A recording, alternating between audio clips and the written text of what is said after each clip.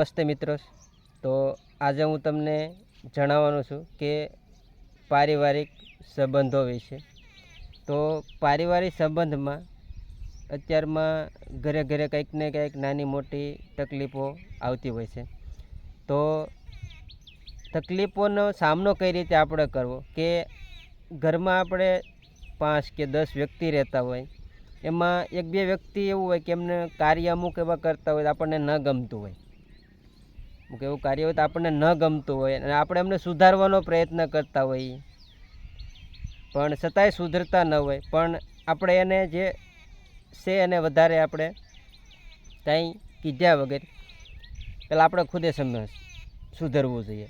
ઘર પરિવારમાં રોજે શક્ય હોય ને તો 10 જ મિનિટ ખાલી ઘર સભા કરો, સાથે હળી મળીને જમવા બેસાડો, એને સુધારવાનો પ્રયત્ન નહીં કરવાનો કે ભાઈ તું સુધરી જા, એવી રીતે નહીં, પણ પરિવારમાં જે રીતે આપણે રહેતા હોય એ રીતે એમને રહેવાનો પ્રયત્ન કરાવવાનો. સુધારવાનો પ્રયત્ન કરીશું તો એમ નહીં સુધરે, પણ આપણે પહેલાં સુધરી જવાનું. એ આવું કરે છે તો આપણે એવું નહીં કરવા મળવાનું. નહીંતર ઘણી વાર થતું એ તો નાનો ભાઈ છે અથવા મોટા ભાઈ છે તો એ તો આમ કરે છે તો હું પણ કરું એવું, એ આમ કરે પેલું કરે, આપણે એવું વિચારતા હોય ને આપણે પણ એ રીતે બગડવાનો પ્રયત્ન, એની જેવું આપણે થવાનો પ્રયત્ન કરતા હોઈએ. તો એવું નહીં, પહેલાં આપણે ખુદે સુધરી જવાનું.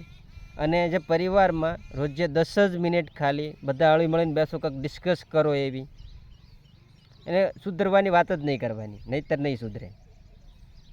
બરાબર? તો આ કરીએ તો ચોક્કસથી પરિવારમાં બધા હળી મળીને અને શાંતિથી રહીએ. Okay, thank you.